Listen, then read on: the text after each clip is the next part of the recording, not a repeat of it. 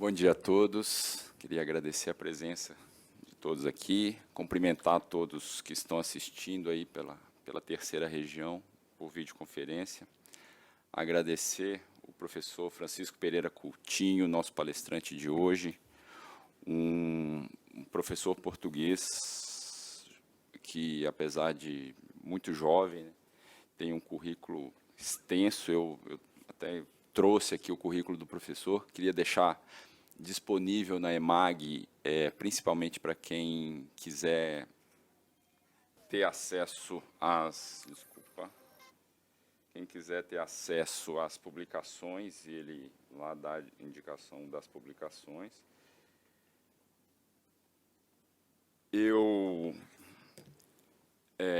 O professor, ele se doutorou em Direito pela Faculdade de Direito da Universidade Nova de Lisboa desde 2010, ou se doutorou em 2010. Professor auxiliar no Instituto Superior de Ciências Sociais e Políticas da Universidade Técnica de Lisboa e convidado da Faculdade de Direito da Universidade Nova de Lisboa. Colaborador do Instituto Diplomático do Ministério dos Negócios e Assuntos Estrangeiros, responsável pela área de formação jurídica e assessor jurídico no gabinete da Secretaria de Estado da Presidência do Conselho de Ministros do 15º Governo Constitucional, onde desempenha as funções no âmbito do procedimento legislativo. O professor Francisco, ele tem uma pesquisa aí na linha de direito constitucional e, mais recentemente, aí avançou na questão da proteção de dados e do direito comparado europeu, do direito internacional e das inter-relações entre os ramos do direito. Eu queria apenas começar e fazer umas poucas provocações aqui ao professor, porque, na verdade, todos estão aqui para ouvi-lo e é esse o objetivo da nossa palestra. Eu queria abrir aqui o PowerPoint. Será que você abre para mim?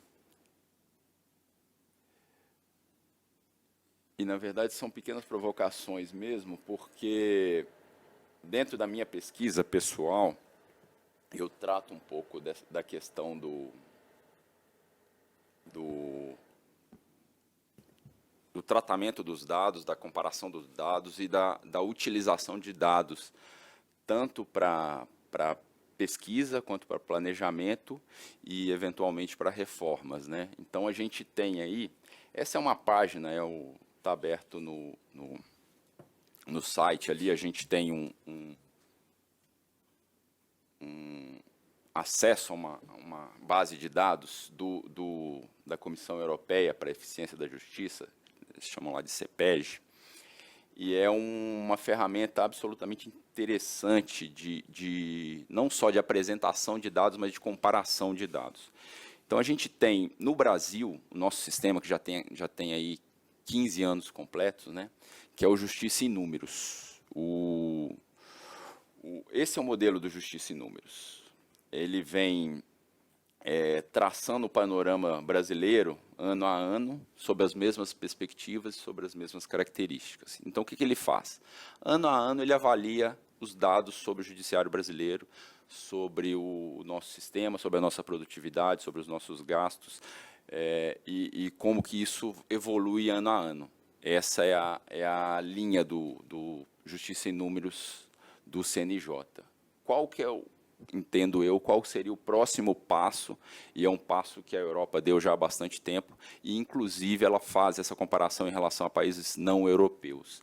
É justamente expor esses dados ao enfrentamento, ao embate, à análise a partir dos mesmos dados de outros países. Ou seja, o trabalho europeu é feito alinhando os dados, né, porque são realidades muito díspares, só que isso não impede que os dados sejam tratados, né, que os dados sejam equalizados e comparados. E isso falta absurdamente na nossa perspectiva brasileira, porque apesar da gente ter assim, é um trabalho muito bem feito, é uma estrutura grande já e muito profissionalizada no âmbito do CNJ, não se tem essa comparação. Então, assim, a gente está melhorando em relação ao Brasil.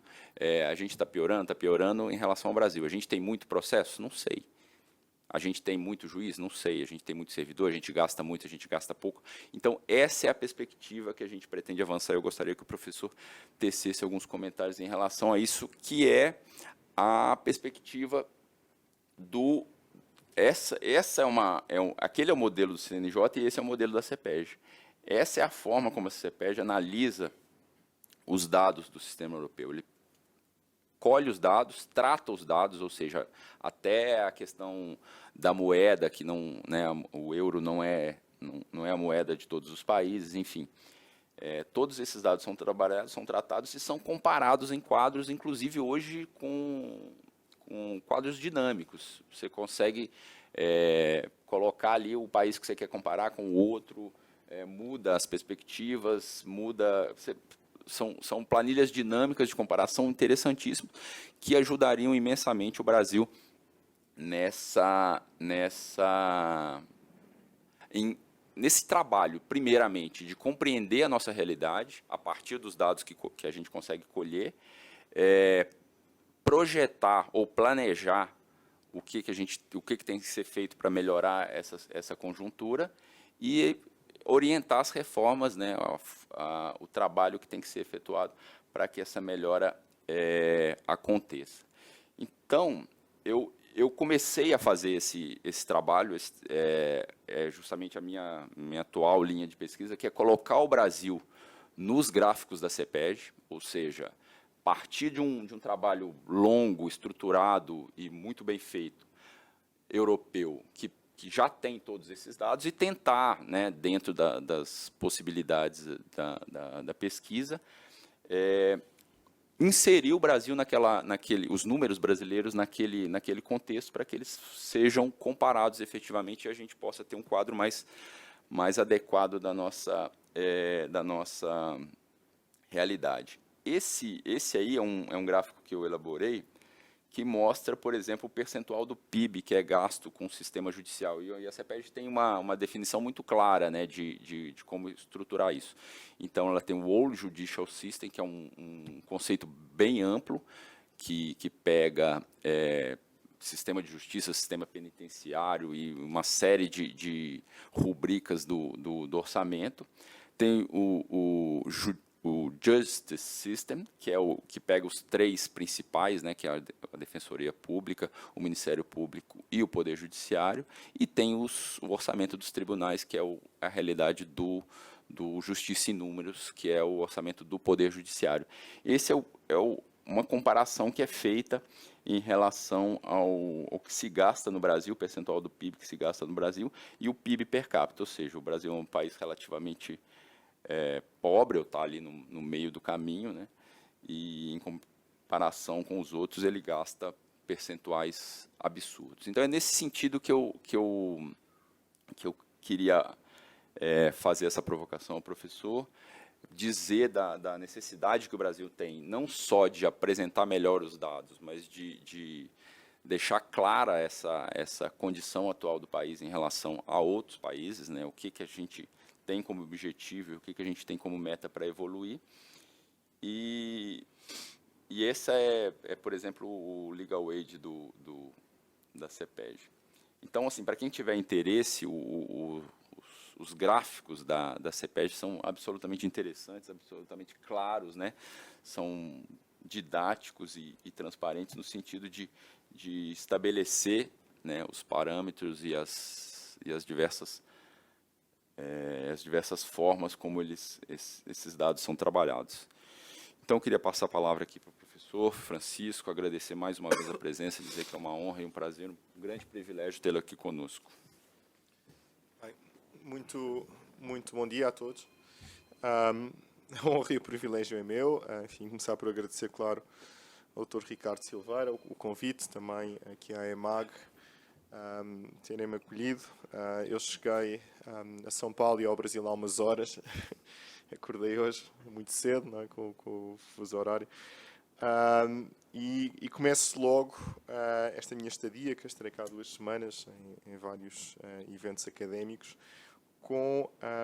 a falar sobre um tema que me parece muito relevante e muito interessante, e muito obrigado pelas questões que me colocou e as provocações que fez. Viram estes gráficos, estas tabelas, e isto resulta deste trabalho que é feito no âmbito da União Europeia e do Conselho da Europa. E porquê? Eu acho que isto é a parte inicial, não é? No fundo, perceber porque é que nós temos este trabalho comparativo, esta necessidade que existe na Europa de trabalhar com os números da justiça de uma forma clara. Bom, a razão é esta. Eu acho que eu não ia começar por aqui, eu falarei cerca de 30 minutos. Eu não ia começar por aqui, mas vou fazê-lo em resposta às provocações que fez. Bem, porquê que isto acontece? Porquê que existiu esta necessidade nas últimas décadas de percebermos como funcionavam os sistemas de justiça e os tribunais nos países europeus, nos Estados-membros da União Europeia? Bom, a razão é esta. No essencial, estima-se que cerca de 50% a 60% de todas as normas em vigor na Europa são de fonte europeia.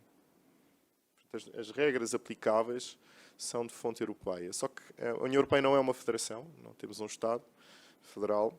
Isso determina que os tribunais responsáveis pela aplicação do direito da União Europeia sejam os tribunais nacionais. De cada tribunal de cada Estado-membro, um juiz português, um juiz espanhol, um juiz francês, ao mesmo tempo que aplica o direito nacional, tem que aplicar o direito da União Europeia. Ora, isto é um desafio enorme, porque, tal como acontece no Brasil, mas mais ainda na União Europeia, havia um gráfico há bocado que mostrava isso, existe uma disparidade de desenvolvimento enorme entre países como, por exemplo, a Bulgária. Vem aqui, nem sei se aparece, vem ali o PIB da Bulgária, é metade do Brasil. E depois comparem com o PIB da Dinamarca, que é, não sei, não consigo fazer aqui a conta de cor, mas 7 ou 8 vezes o do Brasil. E este é que é o problema que nós temos na União Europeia, que implicou a necessidade de coordenarmos e tentarmos perceber o sistema de justiça em cada Estado-membro. É que temos Estados-membros muito pobres e temos Estados-membros muito ricos. E todos eles têm que aplicar o direito da União, os seus tribunais. Ora, isto obviamente criou uma pressão enorme sobre os sistemas de justiça dos Estados para se reformarem, para conseguirem ter verdadeiramente tribunais que participassem naquilo que se pretende ser uma comunidade de direito. Porque a União Europeia, enfim, já não é uma organização internacional, está muito para além disso. É uma espécie de construção constitucional baseada num conjunto de tratados. E que depois, enfim, propicia uma integração através do direito. Repito aquele número que vos dei há bocado. 60% das normas em vigor em Portugal são de fonte europeia. Quem tem que as aplicar são os tribunais portugueses.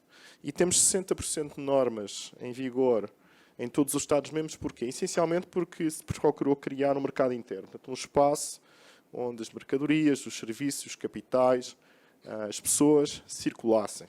E para isso nós precisamos de um acervo de regras gigantesco. Estima-se que existam cerca de 10 mil diretivas e regulamentos, que são as leis europeias em vigor. E depois os particulares que tiverem um direito, eles vão invocá-los junto dos tribunais nacionais. Mas para isso é necessário que os tribunais funcionem. É uma coisa muito simples. É necessário que os tribunais funcionem. Okay? Em todos os Estados-membros. Porque nós não podemos ter a aplicação destas regras de uma maneira na Bulgária e de outra forma em França. As regras têm que ser aplicadas de forma uniforme. Isto é um desafio enorme. Eu bem sei que o Brasil é um país enorme também, mas ainda por cima aqui falam todos português. Na União Europeia nós temos 24 línguas oficiais. E num sistema com estas características, em que já nem há fronteiras internas, porque nós abolimos essas fronteiras entre a maior parte dos Estados depois da aprovação dos acordos de Schengen, já nem há fronteira física, nós vamos ter aqui problemas terríveis no que diz respeito ao reconhecimento de decisões, à fiscalização da criminalidade, porque os criminosos circulam sem nenhuma limitação. E, portanto, nós temos que ter um sistema de justiça coordenado e eficaz que verdadeiramente funcione. E isso é que levou, justamente, a que existisse um investimento muito grande nas últimas décadas, especialmente, e é preciso dizê-lo, a partir do momento em que a União Europeia se alargou, porque o exemplo que vos dei há bocado não foi um exemplo dado ao calhas, por acaso. É que a Bulgária é um Estado-membro que se juntou à União Europeia em 2007. Okay? Portugal aderiu em 1989. E quando Portugal aderiu, tínhamos só 12 Estados. E 12 Estados com níveis de desenvolvimento mais ou menos similares. Portanto, não havia esta disparidade. Agora existe. Portanto, os desafios multiplicaram-se bastante e o investimento que foi necessário fazer naquilo que referi há bocado, na necessidade não apenas de recolher dados sobre o funcionamento do sistema de justiça, mas também tratá-los de uma forma comparada, mas também, e isto é muito importante, permitir um escrutínio público, tendo esses dados online para que seja possível, designadamente à academia, analisá-los, e também à União Europeia perceber o que é que se está a passar. Porque todo o sistema funciona baseado numa ideia fundamental, que é que os Estados pretendem pertencer à União Europeia, vão aplicar o direito da União Europeia de forma uniforme e cumprir com as suas obrigações. Mas, claro, a pergunta surge, e se não cumprirem? Se não cumprirem, nós temos uma instituição europeia, que é a Comissão Europeia, que é uma espécie de governo europeu, que está em Bruxelas, não está nos Estados-membros, e que fiscaliza isto. E boa parte da fiscalização vem com base na análise dos números agregados que os Estados colocam à disposição, não só da União Europeia, mas de qualquer cidadão para fazer o tal escrutínio, a tal fiscalização do funcionamento do sistema de justiça. E isto é absolutamente crucial. Nós tivemos, já agora uma nota, uma decisão muito importante o ano passado do Tribunal de Justiça. Foi uma decisão que, aliás, resultou de uma questão colocada por juízes portugueses, que é a decisão, a Associação Sindical dos Juízes. E já que estou aqui numa escola de magistrados, este caso é interessante. Nós tivemos uma crise muito grande em 2011, Portugal esteve à beira da bancarrota, pedimos um financiamento externo, e esse financiamento externo veio através do Fundo Monetário Internacional, mas também através da União Europeia, e o Estado português recebeu algum dinheiro, mas ficou sujeito ao cumprimento de um conjunto de condições, algumas delas bastante exigentes, até quase draconianas. E uma dessas condições foi a redução do salário da função pública. Bom, o vencimento dos funcionários públicos foi reduzido e dentro dos funcionários públicos também os juízes, não é? Então surgiu uma questão que foi colocada ao Tribunal de Justiça sobre se a redução salarial dos juízes portugueses constituía ou não uma violação do princípio de independência judicial. Porquê é que esta questão é importante neste contexto? Porque a competência para definir o vencimento dos juízes e dos funcionários públicos é uma competência dos Estados, não é uma competência da União. Tal como é competência dos Estados definir quanto dinheiro é que querem gastar no sistema de justiça, ou organizar o sistema de justiça, ter um ramo administrativo, um ramo judicial. Isso é uma competência dos Estados. Mas o juiz português colocou essa questão porque, e o Tribunal de Justiça respondeu, esta é que é a parte interessante, veio dizer nós só temos competência para apreciar o direito da União Europeia. É verdade que a lei portuguesa que define a redução salarial da função pública e, por consequência, dos juízes, é uma competência dos Estados, mas os Estados, esta que é a parte importante, têm a obrigação de ter um sistema de justiça funcional. Porquê? Porque o juiz nacional é aquilo que se chama o juiz comum de direito da União Europeia. Não há outro. Não há juízes da União Europeia nos Estados-membros, eles não existem. Quem é o juiz nacional. E para isso é necessário que ele seja independente. E, portanto, que receba um salário que não coloque em causa a sua independência. Em concreto, o Tribunal de Justiça disse que a lei portuguesa não colocava em causa a independência judicial por 3 razões. Em primeiro lugar, porque era uma medida transitória. Ela foi adotada apenas enquanto estávamos perante o resgate externo, durou 3 anos. Em segundo lugar, porque a redução salarial era pequena. Estamos a falar de uma redução salarial de 15%. Enfim. E, em terceiro lugar, porque a redução salarial visava toda a função pública e não especificamente o judiciário. Agora, esta decisão é muito importante porquê? Porque, e isto é um caso real, na Polónia, que é um outro Estado-membro que vem aqui, também tem um índice de desenvolvimento semelhante ao Brasil, desde há cerca de 4 anos foi eleito um governo, enfim, que alguns qualificam quase como de extrema-direita, e uma das coisas que fez foi coagir o judiciário, adotando uma lei, designadamente, que obriga a aposentação dos juízes dos Supremos Tribunais, salvo erro, aos 65 anos. Mas o artigo dessa lei não diz só isso, diz os juízes devem aposentar-se aos 65 anos, vírgula, exceto aqueles que o Presidente achar que devem continuar em funções. Devem calcular, isto levou a que todos os magistrados dos Supremos Tribunais polacos que não fossem da confiança do governo polaco fossem afastados.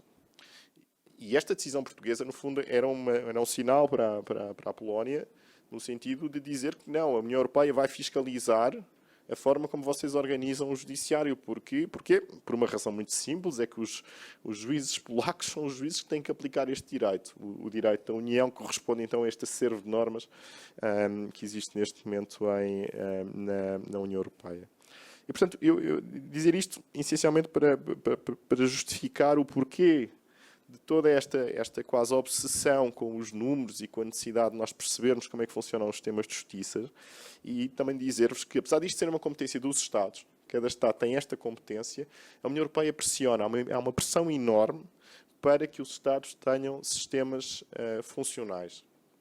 E para esse efeito, uma das coisas que a União Europeia tem feito é financiar, especialmente nos Estados-membros com um nível de desenvolvimento mais reduzido, como é o caso da Bulgária, mas também Portugal, todas as reformas que vão no sentido de termos um sistema mais transparente, designadamente que permitam à própria justiça conhecer-se melhor. E isso é absolutamente essencial para aquele aspecto que referi há bocado, que é a necessidade de nós planearmos e percebermos como implementar determinado tipo de reformas. Isso só é possível se nós conhecermos os números. E, portanto, isso tem havido essa pressão. Em Portugal, no caso em concreto, nós iniciamos este processo em 2003 com um projeto chamado Hermes, financiado pela União Europeia e que permitiu, pela primeira vez, que os tribunais reconhecem automaticamente os dados. Até 2013, o que é que acontecia? Havia um funcionário no tribunal que enviava anualmente para o Ministério da Justiça os dados daquele tribunal e, tanto quanto me lembro, o Ministério da Justiça tinha uma direção-geral que tinha 30 funcionários que não faziam mais nada do que não recolher os dados e depois fazer um PDF, um livrozinho, que era publicado um ano depois dos dados a que se reportavam, com algumas estatísticas fixas sobre os números da justiça. Era isto que era feito.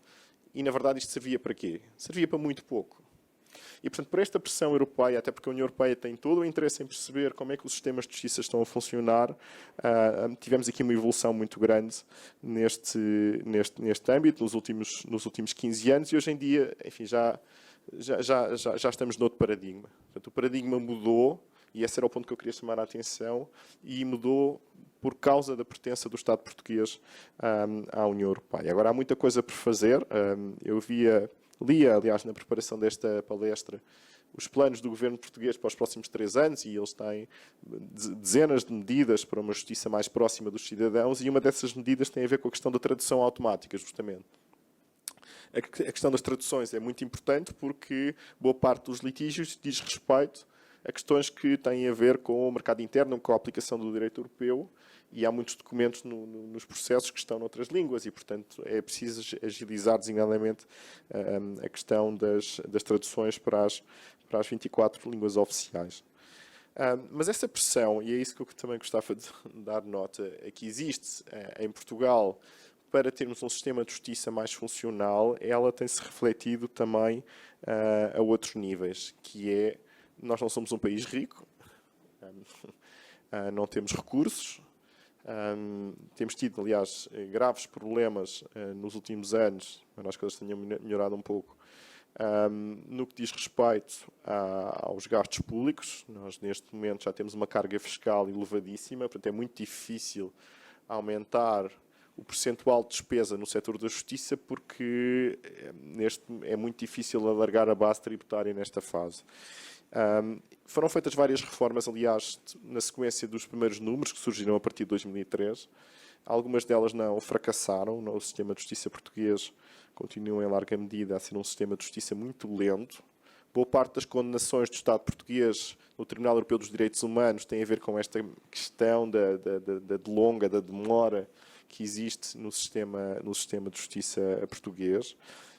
E, por isso, tem havido também alguma pressão no sentido de se adotarem aquilo que eu chamaria algumas soluções fora da caixa, não é? E algumas delas são bastante problemáticas. A ideia básica é esta: como é que eu consigo reformar o sistema de justiça não gastando muito dinheiro? Há uma solução mágica, que é uma solução que eu também já ouvi aqui discutida no Brasil algumas vezes, mas que também tem um pouco a ver com isto. Como é que eu consigo reduzir este percentual do PIB, através de uma solução que eu reputaria de mágica, e era aquilo que eu discutia há pouco antes da aula, que é recorrer à arbitragem. Eu vou-vos dar alguns exemplos daquilo que tem sido feito em Portugal também, através do recurso a mecanismos arbitrais. Todos conhecemos a arbitragem em direito privado. Enfim, dentro do direito disponível, as partes, se não quiserem recorrer a um tribunal, pois muito bem, constituem um tribunal arbitral, mas não é essa arbitragem que eu estou a referir. Nós temos tido, nos últimos 10 anos, algumas experiências, algumas delas, inclusivamente, já foram abandonadas, de recurso à arbitragem para resolver justamente problemas no que diz respeito à aplicação do direito. 2 exemplos. Arbitragem pública. Um exemplo continua, e muito interessante, é a arbitragem tributária. Portanto, nós constituímos num projeto piloto, eu creio que a nível mundial é um projeto muito inovador, que é a possibilidade que o contribuinte tem de resolver um litígio tributário através de um tribunal arbitral. Qual é que é a parte interessante? É que o Estado português aceitou a arbitragem, através de um despacho genérico. Portanto, até um determinado montante, é possível que o contribuinte decida se quer recorrer a um tribunal do Estado, se quer recorrer a um tribunal arbitral. Há um tribunal arbitral que foi criado em Lisboa, chama-se arbitragem institucionalizada, o tribunal existe, tem uma bolsa de árbitros, e, portanto, resolve litígios tributários. Isto tem sido um enorme sucesso. Aliás, tivemos agora uma alteração legislativa que alargou o âmbito de atuação do tribunal. É uma arbitragem estranha, porque é voluntária e é necessária. Portanto, o contribuinte é voluntário, portanto, o contribuinte só vai para a arbitragem se quiser, mas tem todo o incentivo em ir.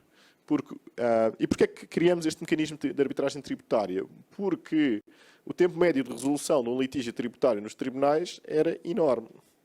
E, portanto, arranjamos um meio expedito que o contribuinte pode recorrer se quiser. Portanto, isto foi uma evolução interessante que surgiu em 2011.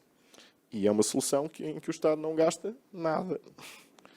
E outro aspecto, que é um aspecto interessante, eu no outro dia discuti isto com eles, eles dizem-nos que o Estado também alargou o âmbito desta arbitragem tributária, porque disseram-me eles, eu não vi os números, que o Estado ganha a maior parte dos processos. Podia-se dizer, não é? Fugimos dos tribunais estaduais para a arbitragem tributária, e isto significa que agora é caminho livre para o Estado perder os processos todos. Aparentemente não é verdade. Não obstante estarmos a falar de juízes que são, muitos deles, advogados. Depois há aqui problemas de conflitos de interesses complicados. Nós já sabemos que isso é uma das consequências depois de ter mecanismos com estas características. Mas esta tem sido uma experiência interessante. Ela já foi exportada, salvo erro, para Cabo Verde, e há muitos países interessados em perceber como é que isto tem funcionado. A experiência da arbitragem tributária levou a que criássemos agora um outro tribunal arbitral de direito público, que é o Tribunal Arbitral do Desporto. Também todo um setor de atividade que vamos retirar dos tribunais para colocar nos tribunais arbitrais. E isto é o resultado de as reformas que foram feitas há cerca de 15, 20 anos em Portugal na jurisdição administrativa não correram tão bem como se esperava. O que levou a que os tribunais administrativos de primeira e segunda instância não tivessem capacidade de resposta em tempo útil a muitas demandas. Acho que é assim que se refere aqui. E, por outro lado, um outro exemplo, que é um exemplo, este sim, eu acho mesmo chocante, que é, no âmbito dos litígios entre privados, de direito privado, criação de tribunais arbitrais necessários. Isto também aconteceu. Eu vou-vos dar este exemplo, eu acho este exemplo extraordinário. Em 2011, no pico da crise, o governo português, nós tínhamos um problema, que era o preço dos genéricos, dos medicamentos, de facto, estava elevado em relação aos padrões europeus. Portanto, era necessário encontrar uma forma de termos preços de genéricos mais baixos. E qual foi a forma encontrada? A criação destes tribunais arbitrais necessários. O que é que estava a acontecer? Sempre que um laboratório pretendia introduzir um genérico no mercado, a multinacional, que tinha esse composto químico, o que é que fazia? Ia discutir a patente no tribunal do Estado, um tribunal judicial. E o processo demorava imenso tempo. E no final do processo já não havia efeito útil nenhum, porque havia uma discussão sobre se ainda estava ou não coberto pela patente, mas quando saía a decisão já não estava. E o que é que o legislador português faz? Adota uma lei com um artigo que diz: litígios relativos a isto, tribunal arbitral necessário. O que é extraordinário. O que é que acontece? O preço dos medicamentos cai imediatamente, porque esses tribunais são constituídos por arbitragem não institucionalizada, portanto, qualquer pessoa podia ser, cada uma das partes indicava um juiz e os dois indicavam um terceiro, decisões rapidíssimas, em que se discutia se havia ou não patente. Portanto, retiramos do Estado todo um conjunto de litígios relativos a medicamentos. Entretanto, isto acaba por ser revogado por razões políticas, porque os partidos da extrema-esquerda que se colocaram aqui numa posição complicada, porque não há dúvida que a população ficou muito melhor, porque o preço dos medicamentos desceram, mas isto, no fundo, significa privatizar a justiça. Com um efeito positivo, é certo, mas que nos levanta aqui questões complexas, que no fundo é uma espécie de situação em que o Estado português atira a toalha ao chão e diz isto não conseguimos no nosso sistema de justiça, que é demasiado garantístico e formal, resolver este tipo de problemas, portanto vamos recorrer à arbitragem. Eu só dei este exemplo da arbitragem como um exemplo de como a pressão que é colocada pela União Europeia para termos um sistema funcional leva a que comecemos por fazer aquilo que geralmente se faz, que é tentar reformar o sistema de justiça com base nestes números, percebendo que não conseguimos. Então, como mecanismo de última instância, tentamos então a solução da arbitragem. Isto respondendo às suas provocações. Em relação ao tema que me traz aqui hoje, mais especificamente, este enfoque europeu na Revolução 4.0, queria dar-vos só também aqui algumas notas sobre aquilo que pode vir a ser o futuro e é algo que está a ser discutido também noutros contextos, que é como é que nós podemos integrar as novas tecnologias também na solução de problemas do nosso sistema de justiça. Eu vim ao Brasil porque vou estar aqui uma semana a dar um curso sobre proteção de dados, porque tivemos uma evolução muito significativa neste âmbito na União Europeia nos últimos anos e esta lei que foi aprovada no Brasil e que entrará em vigor, salvo erro, para o ano, não é? Ou este ano, para o ano, claro, é para o ano, em agosto, é um efeito justamente desta nossa evolução no plano europeu. Esta necessidade que existe de termos sistemas de justiça preparados para o século XXI e as novas tecnologias ganha, no contexto europeu, uma dimensão bastante significativa, porque justamente, olhando novamente para este quadro, as disparidades de desenvolvimento são enormes, são mesmo enormes. Falei da Bulgária, podia-vos falar também da Roménia. Eu estive na Roménia já há alguns anos, já depois da adesão à União Europeia. Estive numa parte da Roménia, eu estava de carro, em que atravessei mais carroças do que carros. Não estou a gozar, eu estava na estrada e atravessei mais carroças com burros a puxarem-nas do que carros. Isto é a União Europeia, não é? Há muitas Uniões Europeias e isto depois coloca-nos aqui problemas complexos no que diz respeito à resolução de conflitos que têm uma conexão entre vários Estados-membros. O que é que já se começa a discutir que pode ser interessante introduzir nos sistemas de justiça europeus? E isto vai resultar sempre, obviamente, de uma discussão entre os Estados, porque isto é uma competência estadual, a organização do seu sistema de justiça, embora, como eu referi, dando aquele exemplo da redução salarial dos juízes portugueses, a conexão com o direito europeu esteja sempre presente. Nunca podemos perder de vista que estamos a falar de um Estado-membro da União Europeia com tudo o que isso significa. Uma ideia que tem sido desenvolvida no Dubai e que eu acho que pode ser interessante, e eu tenho vindo a estudar esse assunto nos últimos tempos, é a possibilidade de começarmos a pensar na introdução da tecnologia blockchain no sistema de justiça. A blockchain surgiu por causa das criptomoedas, designadamente da Bitcoin, mas cada vez mais se começa a discutir a possibilidade de introdução deste tipo de sistemas num contexto europeu e também dos sistemas de justiça nacionais. Porquê? Porque isto traria várias vantagens, designadamente no que diz respeito à segurança dos próprios dados, porque o sistema blockchain torna virtualmente impossível que não se perceba se houve um acesso aos dados e que tipo de alterações foram introduzidas, para além de permitir uma interoperabilidade muito interessante entre os sistemas dos diferentes Estados-membros. Portanto, isto tem sido algo que tem sido aflorado em alguns círculos, a possibilidade de migrarmos para um sistema deste tipo, em que verdadeiramente permitiria ter um sistema de justiça integrado a nível europeu, e não sei até que ponto é que isso também não seria viável num contexto como o do Brasil. Porque, no fundo, a blockchain o que é? É uma base de dados, mas é uma base de dados descentralizada, formada por diferentes blocos que vão sendo acrescentados no sistema pelos operadores, e em que é possível, sendo um sistema descentralizado, que em qualquer parte, desde que tenhamos, obviamente, as chaves de desencriptação daqueles blocos, conseguimos ter acesso à informação. E é possível também reconstituir toda a informação que existe na rede. Portanto, eu acho que a tecnologia blockchain, que enfim, não se falava de outra coisa há um ano, agora arrefeceu um pouco,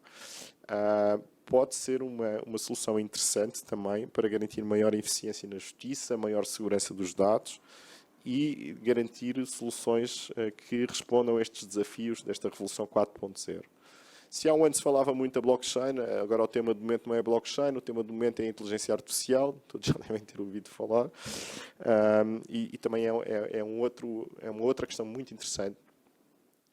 Embora a questão da inteligência artificial nos levante aqui problemas muito complexos, porque a inteligência artificial dificilmente funcionaria em sistemas como o português, assim, precisa de muitos dados, e por exemplo no Brasil esses dados existem, tal como na China, é possível avançar com a possibilidade de introdução da inteligência artificial no processo adjudicativo, de alguma forma. Isto pode ser pensado. Eu acho que, em termos teóricos, me parece, também no caso português, que isso pode ser interessante. No outro dia estava no Centro de Estudos Judiciários, que é a Academia dos Juízes em Portugal, e ele dizia-lhes que eu acho que em Portugal nós já desistimos, desculpem, de resolver um problema que é um problema endémico do nosso sistema de justiça, que é o problema das prescrições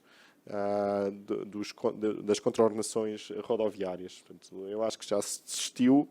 Eu acho que é um sistema que neste momento existe, que basicamente permite a quem tenha um mínimo de recursos simplesmente ficar impune, porque há uma prescrição generalizada desse tipo de contraordenações, e uma solução que poderia ser encontrada tem a ver justamente com esta, que é a introdução de mecanismos de inteligência artificial que permitam resolver em massa certo tipo de litígios que nós não temos capacidade de resolver, a não ser que chegamos a percentagens do PIB semelhantes às do Brasil, mas isso também não é solução, porque vocês conhecem melhor do que nós o que é que aconteceu. Até podiam dobrar este número, que isso não ia resolver só por si o problema que existe no sistema de justiça.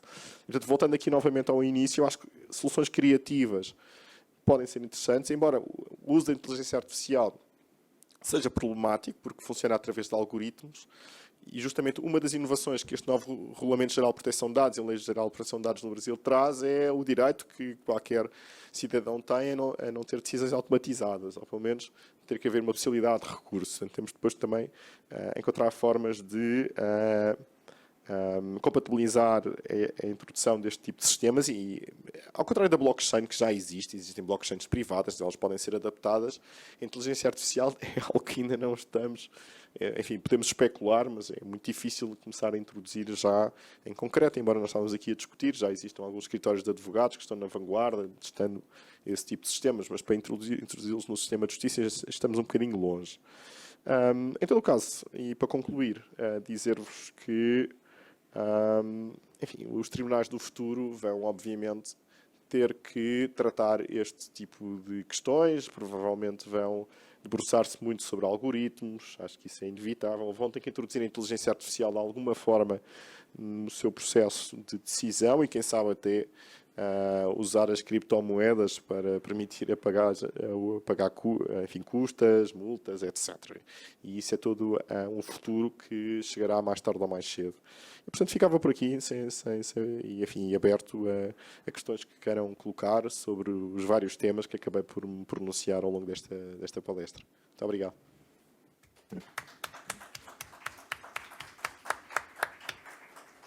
Sr. Francisco, mais uma vez, muito obrigado. Muito obrigado pela explanação. Realmente é fundamental a gente ter essa visão, né, diferenciada e destacada, uma visão de quem consegue se afastar da nossa realidade, não enxergá-la, né, de dentro para fora, assim, de fora para dentro e né, destacar mazelas aí que nos passam desapercebidas aí há anos. Alguém gostaria de fazer alguma consideração? Eu vou deixar as minhas para o final. Alguma pergunta ou alguma dúvida que queiram? Bom, esta ideia de Revolução 4.0 tem a ver com o novo avanço tecnológico que tem acontecido nos últimos tempos, não é? Na ideia de que necessitamos de encontrar ferramentas, designadamente no campo do sistema judiciário, que acompanhem a criação, aquilo na Europa nós chamamos o mercado digital, portanto, esta transferência que existe para o mundo digital. Enfim, nós continuamos a julgar como se julgava no passado, não é? com o processo. Enfim, já tem sido uma transição que temos feito de informatização do sistema de justiça, mas necessitamos de avançar para conseguirmos sequer compreender e julgar litígios sobre realidades que são novas, não é? Ter um tribunal a resolver problemas relacionados com smart contracts, que no fundo são contratos que são celebrados já não entre humanos, mas resultam de algoritmos que têm determinado tipo de características. E a nova economia funciona muito com base nisto, com base em algoritmos, com base em dados. Essa é que é a revolução, essencialmente, 4.0. Portanto, já estamos a falar de um mundo muito material, em larga medida, e a questão é como é que nós conseguimos alterar o nosso sistema de justiça e dar-lhe também uma dimensão virtual. Não é? E isso vai levar, e isso é muito importante, porque enfim, desculpem esta pequena provocação, se o Brasil gasta 1,4% do PIB no sistema de justiça, é bom que esse dinheiro seja gasto para que o Brasil se desenvolva, não é? Para que o sistema de justiça contribua para o desenvolvimento do Brasil. Esse aqui é o ponto-chave. E isso implica adaptações no sistema judiciário que contribuam justamente para isso. Os países que conseguem desenvolver-se mais são também aqueles que têm um sistema de justiça mais eficaz e que consiga também resolver este tipo de questões, porque os litígios na internet tenderão a pretender ser resolvidos em determinado tipo de jurisdições, porque justamente o elemento territorial tende a desaparecer também. E isso é um outro aspecto que também é muito importante ter em consideração. O enfoque europeu nesta revolução tem a ver com isto, não é? Com a necessidade de encontrarmos instrumentos que permitem algum tipo de regulação neste novo mundo que nos é trazido essencialmente por este novo desenvolvimento tecnológico que tem levado justamente à desmaterialização de uma série de relações jurídicas. E é isso, no essencial é isso. Eu sei que é uma resposta um bocado vaga, mas tem um pouco a ver essencialmente com isto, não é? Com aquilo que é a nova economia, que é uma economia também baseada essencialmente em serviços e já não tanto na mão de obra qualificada que tínhamos nas manufaturas, etc. Portanto, tem muito a ver com aquilo que vai ser o futuro. E todos sabemos, quer dizer, as implicações que esta nova revolução tem. Vejam só, por exemplo, a campanha que o presidente brasileiro fez nas últimas eleições, não é? Já nas redes sociais. Portanto, o tipo de problemas que vamos ter são problemas completamente distintos daqueles que tínhamos no passado. E isso vai levar, obviamente, a uma adaptação rápida a esses mesmos problemas sociais, aos quais nós temos que dar resposta através de leis, é certo, mas também, essencialmente, através da aplicação do direito, que tenha atenção a essas particularidades das novas tecnologias. Certamente. Nós estamos muito atrasadíssimos. Nós temos um problema básico de acesso à justiça em Portugal. Imaginem, nós neste momento não publicamos as decisões da primeira instância, não estão publicadas. Portanto, a interoperabilidade do sistema nem sequer existe. A razão para não termos acesso a boa parte das decisões, só temos acesso às decisões dos Supremos Tribunais, tem a ver com questões relacionadas com a proteção de dados pessoais e a anonimização das decisões, mas parecem-me sempre desculpas para não o fazermos.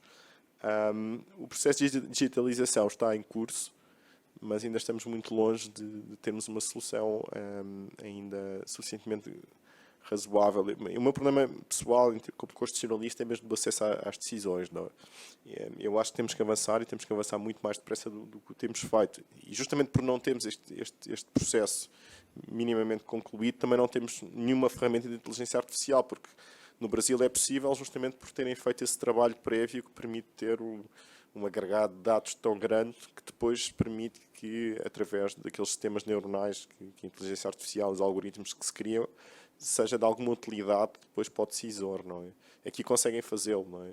Em Portugal dificilmente. Mesmo que digitalizássemos tudo, não sei se, tirando em algumas áreas muito circunscritas, eu dei o exemplo que me parece mais evidente, das questões contraordenacionais, não é? De multas de acidentes de viação, etc. E talvez, né, muito específico, nesse campo muito específico, dificilmente nós conseguiremos avançar nessa área. E ainda pior a nível europeu, porque depois ainda temos a questão das traduções, não é? Isso cria aqui uma entropia muito maior. E, portanto, eu diria que no Brasil, na China, enfim, temos uma língua, temos os processos. Acho que vai ser muito mais fácil conseguirem utilizar a inteligência artificial no sistema de justiça do que nós na Europa. Vai ser, eu diria, quase enfim, não há impossíveis, não sei como é que vai ser o futuro, mas estaremos sempre muito atrás. Muito atrás. E eu acho que isso é uma vantagem enorme que o Brasil tem. Que em Portugal essa possibilidade, eu acho que materialmente não existe. As aplicações que alguns escritórios de advogados têm, eu não sei como é que eles vão conseguir fazê-las em Portugal. Primeiro porque as bases de acesso livre são reduzidíssimas. E, portanto, era necessário alterar o paradigma no sentido de permitir um acesso às decisões.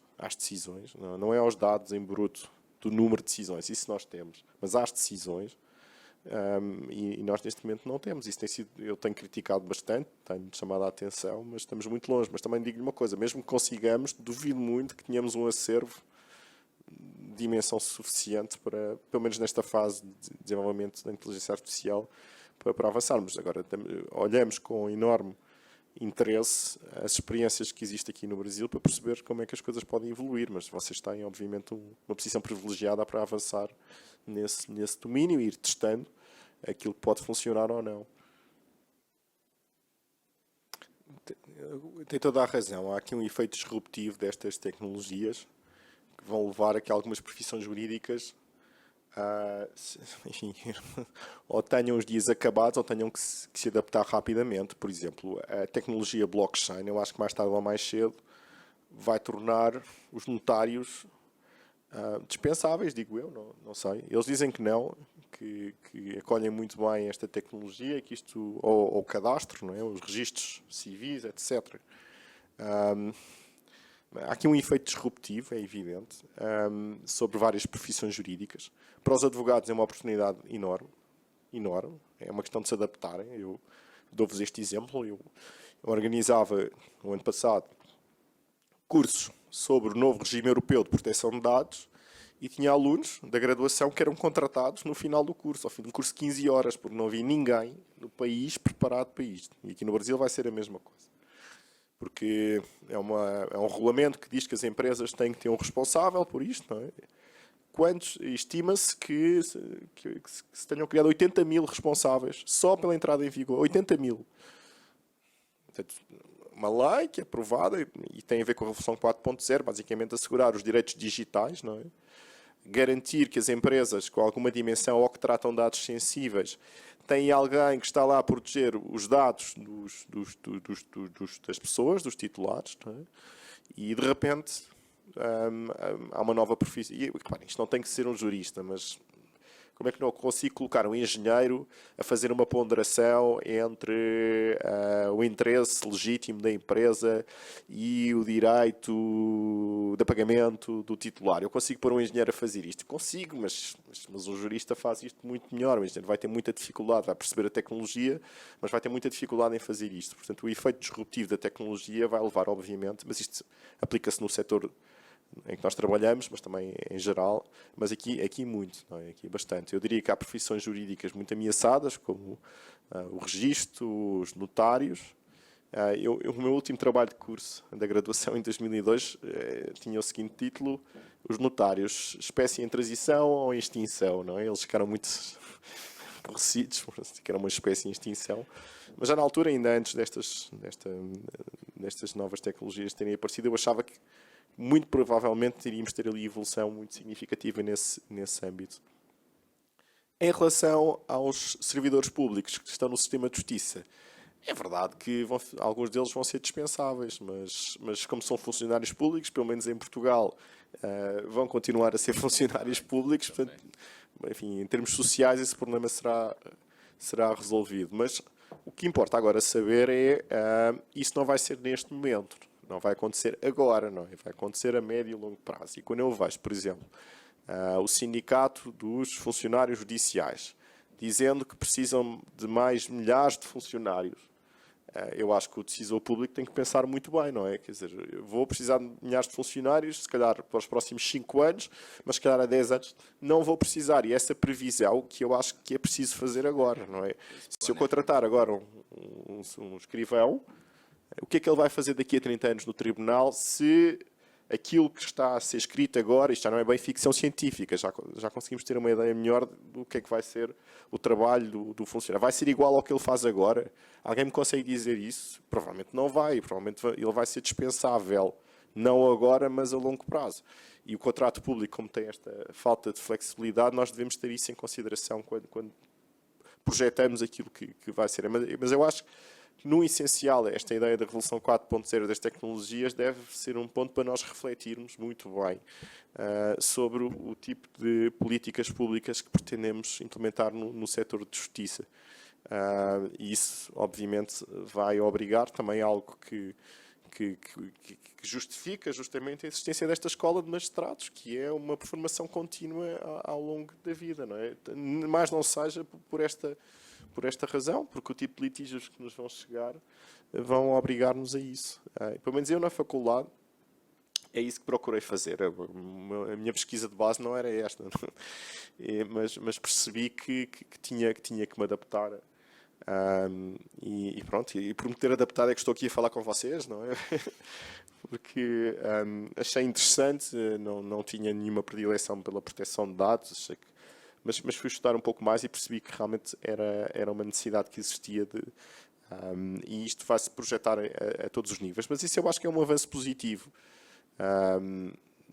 Mas enfim, há um efeito disruptivo das tecnologias evidente, e depois há a grande dificuldade, nós não percebemos exatamente se a inteligência artificial é mais do que uma moda, se não vai passar de algo residual, porque pode passar de algo residual nos próximos 20 anos, nós não temos nenhuma garantia. Eu tenho a certeza que daqui a 50 anos, não há dúvida, tenho a certeza, quase que aposto, daqui a 50 anos isso vai acontecer. Agora não consigo prever, será daqui a 5, 10, 15, 20. E esse horizonte é um horizonte completamente distinto para a adoção de determinado tipo de políticas públicas. É isso. Mais alguém? Bom, pegar o gancho então nesse questionamento, e foi a minha primeira anotação aqui a respeito do blockchain e dos cartórios, né, das serventias extrajudiciais. E aí também anotei aqui a questão dos advogados brasileiros, ela é um pouco mais complexa. A gente ultrapassou recentemente o número de 1 milhão de advogados inscritos na ordem, e a gente tem, esses números não são muito precisos, mas cerca de 1,5 milhão de bacharéis que não têm a autorização da ordem para o exercício da advocacia, mas que alguns não exercem efetivamente a profissão e outros exercem auxiliando advogados que tenham essa autorização. Então, assim, você pode ter aí talvez 2 milhões de advogados, o que é um número assustador para qualquer país do mundo, e qualquer comparação que se faça, mesmo nos Estados Unidos, que tem bastante, ou Índia, que tem bastante. E aí a gente entra para a questão das nossas faculdades de direito, que são, né, uma profusão de faculdades. Mas voltando à questão dos cartórios, a gente tem, e aí juízes, servidores, a gente tem forças políticas atuando, e aí você vai ter, por exemplo, a questão do blockchain. Bom, seria cartórios de imóveis, cartórios de títulos, de protestos, seria um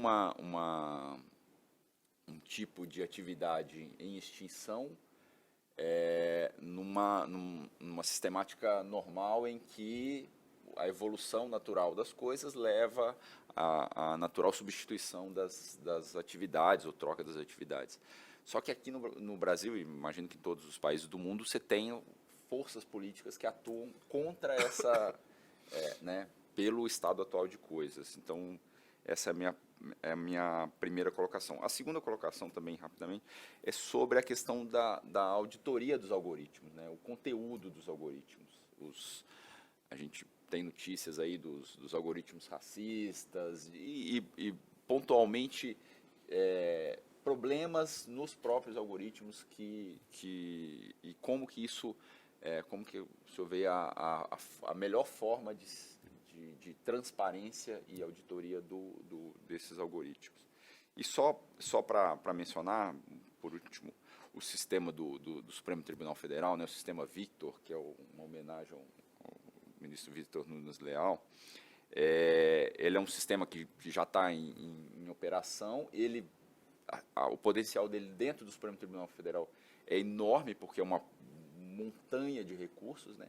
Mas aí a gente vai ter que reconhecer que aquilo ali é uma semidecisão judicial, né? Na verdade, é o sistema operando e a atuação da pessoa, do ministro ali, ela é praticamente inexistente. Assim, ele não tem condição de analisar e de verificar a decisão que está sendo tomada pela... Então, assim, é uma realidade, mas é uma realidade que a gente vai ter que encarar em algum momento. Dizer, bom, a decisão, o sistema está processando, analisando e definindo aquilo ali, mas o ministro não olhou, não leu e não efetivamente colocou ali a sua... E eu tive numa empresa de Santa Catarina, que chama Softplan, que é a empresa que opera o SAGE, né, o sistema que cuida dos processos do TJ de São Paulo e tal. E é impressionante, assim, eles estão 10 anos à frente, com os sistemas todos prontos, esperando as condições ali, seja, né, eu acho que talvez mais que se aceite essas opções. Então, eles têm ali uns 20 programas prontos para operar nas mais diversas áreas, nos mais diversos tipos de processo, e tem, assim, áreas inteiras, andares do prédio, que as pessoas ficam só pensando em soluções, né? Eles não têm compromisso com nenhum sistema em operação, eles têm compromisso só em pensar soluções futuras. Então, assim, é uma infinidade de ferramentas que estão aí já à disposição, esperando oportunidades de serem utilizadas, que assim, é assombroso. Então, a gente mudaria, não em 5, 10, 50 anos, mas tendo a oportunidade e a aceitação dessas ferramentas, em 2, 3 anos, a gente teria uma revolução do nosso sistema. Coloca-me aqui questões difíceis, como a maior parte me colocaram hoje, porque obrigam-me a ter respostas um bocadinho perspectivas, não é? Eu não faço ideia se 1 milhão de advogados é muito, é pouco, e ainda faço menos ideia se serão muitos ou pouco no futuro, não é? Essa é que é a grande questão, não é? É muito difícil de prever. Eu diria que o número é assustador, de facto é um número enorme, e um número tão elevado de advogados e de escolas de direito ajuda a que o sistema se autoalimente, não é? Portanto, e se judicialize muita coisa que se calhar não era necessário fazê-lo.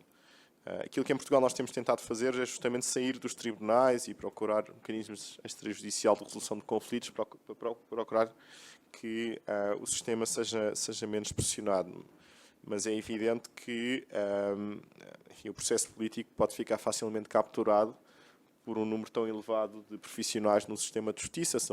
Os políticos geralmente têm como objetivo ser reeleitos e, portanto, este tipo de reformas que possa criar problemas a tanta gente são sempre mais difíceis. Dou-vos o exemplo da União Europeia. Nós tivemos este novo Regulamento Geral de Proteção de Dados, foi uma legislação muito importante, mas que teve imensas resistências, não é? Ela só se desbloqueia na sequência daquele escândalo do Snowden, quando se percebe que os dados dos europeus estavam a ser transferidos pelo Facebook para os Estados Unidos e a NSA, a Agência Americana de Espionagem, estava a ter acesso a esses dados de forma irrestrita. E é esse escândalo que leva a que se adote esta legislação que procura, no fundo, que as pessoas controlem um bocadinho, tenham mecanismos de controle dos seus dados. E esses mecanismos de controle são garantidos, e isso é um aspecto interessante, isto até vai chocar alguns dos presentes, são garantidos através das autoridades de controle, que são entidades administrativas nos Estados, uma Comissão de Proteção de Dados, que é uma entidade administrativa no Estado, nos Estados que têm essa, em primeira instância, a função de garantia dos direitos dos particulares e não os tribunais. Portanto, qualquer pessoa que tenha alguma questão com alguma empresa relacionada ao tratamento dos seus dados pessoais vai queixar-se junto de uma entidade administrativa. E estas entidades administrativas são mesmo independentes. Para terem uma ideia do que aconteceu, o mês passado, a autoridade portuguesa funciona junto do Parlamento português, decidiu que não vai aplicar a lei portuguesa, que tinha sido acabada de aprovar pelo Parlamento português. Portanto, imaginem uma entidade do Congresso, paga pelo Congresso, que a primeira coisa que diz, essa lei não vamos aplicar porque essa lei viola o direito europeu. Na nossa opinião, nem esperaram pelos tribunais, não vou aplicar. E, portanto, temos um sistema altamente descentralizado e bastante disruptivo também neste âmbito. Mas respondendo à sua questão, é muito difícil. Agora, a inteligência artificial traz-nos problemas éticos muito complexos, não é? A questão dos algoritmos é evidente, porque ainda que eu consiga encontrar mecanismos automáticos de resolução de litígios, eles, muito possivelmente, vão perpetuar determinado tipo de pré-compreensões e determinado tipo de jurisprudências que podem ser jurisprudências datadas, que já não refletem aquilo que é o pensar atual da nossa comunidade e, em certo sentido, isso é um risco, que é tentar perceber como é que nós controlamos que a evolução jurisprudencial, que enfim, o juiz traz o direito à vida, não é? E, portanto, adapta às circunstâncias do momento, se isso não significará sempre estarmos a replicar enfim, prejuízos, literalmente, que vêm do passado. E esse controle tem de ser um controle feito pelos tribunais. Agora, como é que nós vamos conseguir controlar os algoritmos? Mas isso é uma das coisas que eu acabei a minha intervenção, quer dizer, vamos ter tribunais a apreciar os tais smart contracts, a apreciar os algoritmos. Como é que nós vamos conseguir fazer isso? É um desafio enorme. Agora, eu não tenho dúvidas que é isso que vamos fazer. Agora, como é que vamos fazer, eu não consigo perceber exatamente como é que isso vai acontecer. Essas pessoas que estão a pensar esse tipo de soluções são seguramente soluções que nos vão trazer muitos benefícios, mas trazem consigo também riscos enormes, especialmente de percebermos como é que nós conseguimos controlar e incluir alguns tipos de padrões éticos também na adjudicação por parte dos tribunais. E isso é uma discussão que neste momento temos em todo lado. Temos em todo lado, em que, menos na China, não é? Na China, como não é um Estado de Direito, não estão muito preocupados, estão preocupados em ter sistemas eficientes que garantam uma livre circulação de dados e decisões rápidas, super eficiente, e se isso melhorar o PIB do país, o sistema de justiça está a cumprir a sua função. Só que, é o que eu referi há bocado, é muito importante que o sistema de justiça contribua também para a evolução económica do país, mas essencialmente está lá para proteger os direitos dos cidadãos, não é? E, portanto, nós temos aqui, e isso é um problema que o Brasil vai ter, tem os dados para ter sistemas de inteligência artificial, só que depois é um Estado de Direito, não é? Enquanto que na China, que também tem esses dados, não é um Estado de Direito, e portanto podem tomar decisões que nós não podemos. E portanto este tipo de preocupações que vamos ter de controle são preocupações que nós temos, e tem também os Estados Unidos, a Europa, etc. E portanto isso vai provavelmente criar-nos mais entropias à adoção de algumas dessas decisões, que noutros sítios isso não vai acontecer, mas até é bom que outros avancem mais depressa para percebermos as vantagens e desvantagens da adoção de determinado tipo de medidas. Então, mais uma vez, agradecer. Um grande prazer, um grande privilégio tê-lo aqui conosco, professor Francisco. Agradecer mais uma vez a presença de todos, cumprimentar todos que nos assistem aí na sessão de São Paulo e na sessão do Mato Grosso do Sul. E é isso. Muito obrigado a todos. Declaro encerrada a sessão.